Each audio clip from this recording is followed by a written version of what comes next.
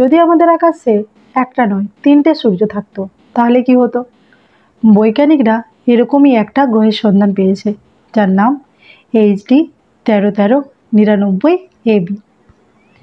এটা এমন একটা সিস্টেমে চলছে যেখানে 3টে উজ্জ্বল নক্ষত্র রয়েছে।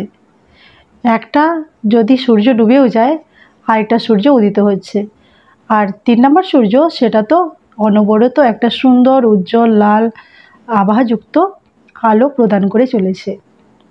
বৈজ্ঞানিকরা এও পরীক্ষা করে দেখার চেষ্টা করছে সেখানে প্রাণের সৃষ্টি হতে পারে কি না। যদি প্রাণের সৃষ্টি হয় তাহলে সেখানে প্রাণীরা কিভাবে টিকে থাকতে পারবে। যদি আপনি এরকম একটা গ্রহের মধ্যে চলে যান তাহলে, এবং যদি দেখেন যে কোনো দিন অন্ধকার হচ্ছেই না, সবসময় দিন হয়ে রয়েছে, তাহলে আপনি কি করবেন? অবশ্যই কমেন্টে জানাবেন।